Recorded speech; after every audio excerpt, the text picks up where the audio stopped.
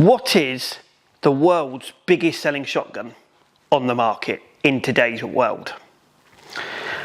I have got potentially one of the guns that is up with one of the biggest selling guns. Welcome back to the shooting channel, and welcome back to a comparison. It is just a 525, so I've got a Browning 525 and I've also got a Browning 525 vintage. Now this is something where you're all going to say, oh, you've done it loads of times, it's a Browning 525, and we all know a Browning 525 is a Browning 525. But what Browning tried to do with this particular vintage one is everyone loves the 525 or 425, 325. Everyone loves those, and the old guns, the old 525s, came out with engraving on it. So what they try to do is basically do a limited edition run of the 525, but the way it used to be when Browning first started. And this is what I wanted to do with this, is do a comparison of the two guns side by side and show you what the difference is between these two guns, because underneath they're both 525s. We can't argue with that.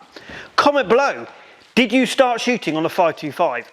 Is, in your eyes, a 525 one of the biggest selling guns in the UK? I'd love to hear your thoughts.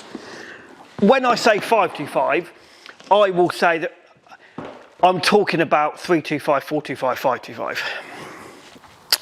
They retail at around about £2,000 to £2,200, depending on what Browning shooting school you go to. So I'm going to open each gun up, and again, over the last couple of years they have changed from the old traditional 525 cases to this new case. It's got a slightly new sort of cover on it. It's got Browning there and it's got the buck plate there, and this is the marketing side of that was really done for last year for the 100th anniversary. And if you look at what Browning have done, they haven't necessarily changed what they've done, they just developed what they've done. We all know that Browning is potentially the best gun on the market. They're the biggest company, and you've got Browning, Beretta and Maruku, the three big brands. And I'm going to be honest, I think everywhere you go, Browning is everywhere. They support the sport. Unlike their rivalries that don't really support the sport that much, Browning support everywhere they go, whatever country it is. They support young shots, they support the organisations, they support everything to get new people into shooting. And I think that is a really good tick in the box. They're a huge, big I am. Yes, you've got Yieldits, yes, you've got ATA, they all support it, they're all trying to have a slice of the pie.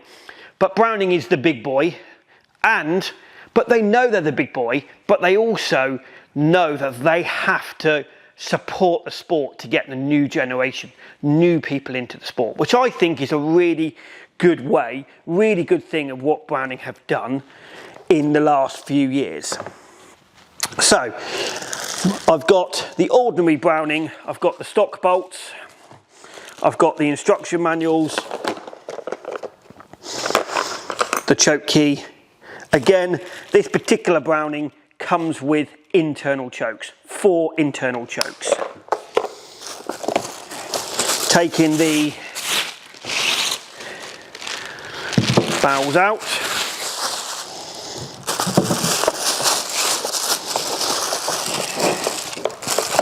And here it is, the Browning 525 Sporter. Comes in 28 and 30-inch barrels. Comes with Inflex recoil pad. They do it with an adjustable comb and a non-adjustable. The non-adjustable is about £150, £200 cheaper. Selective safety catch. Detachable movable trigger. The ordinary 525 comes with no engraving, just B525S there.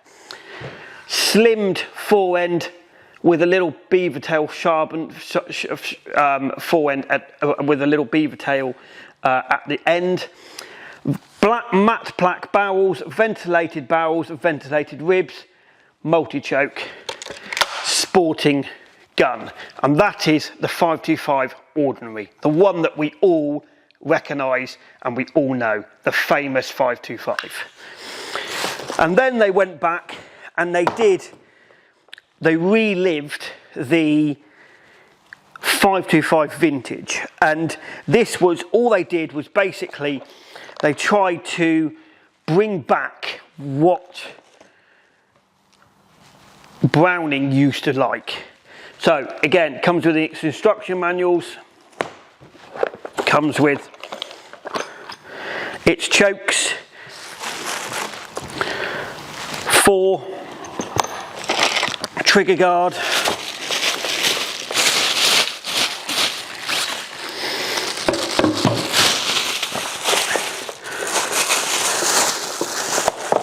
and here is the stock.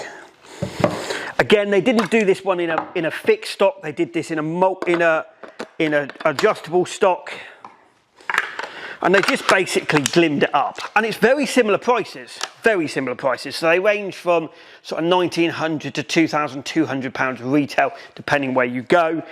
Inflex recoil pad, adjustable comb, again, gold trigger. So that's something they've changed and gone back to. Obviously the new ones have got a silver trigger. These have got a movable gold trigger. The traditional old Browning engraving, and underneath, and it says Browning B525 Sporter 1 Vintage. And then the other thing they've changed is they've got the trap style forend. So a lot of people did like that fat forend. So that was the difference between the vintage one and the ordinary one. Non-matte black barrels, ventilated ribs, multi-choke.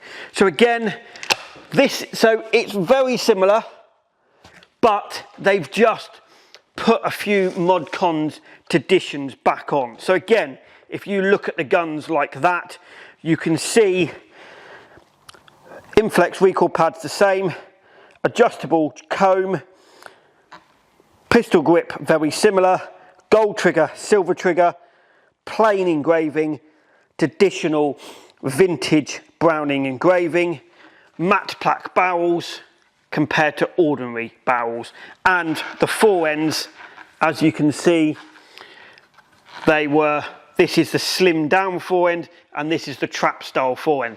Comment below, which one do you prefer? Do you think Browning should make this a current model?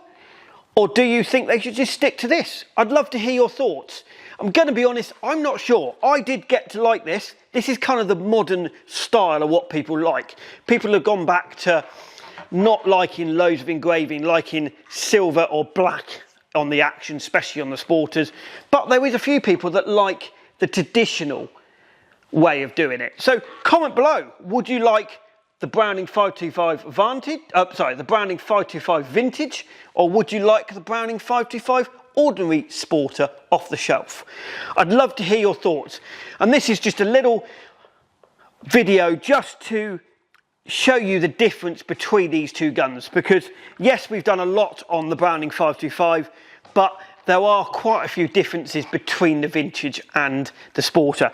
And considering the price point is roughly the same, give or take £50 or something, the price point is very, very similar. So would you like the Vintage or would you like the Sporter? Comment below. I'd love to hear your thoughts. And is this something that you would like Browning to do? Maybe some of the old traditional guns, relive them? What do you think? Maybe the GTI, because the GTI was the old original XS Pro. Comment below, I'd love to hear your thoughts. I hope you've enjoyed this programme. Please like us on Facebook, follow us on Instagram. Don't forget, hit the subscribe button. It really helps us give you content like this. And hopefully, we'll see you on the next one. Thank you for watching.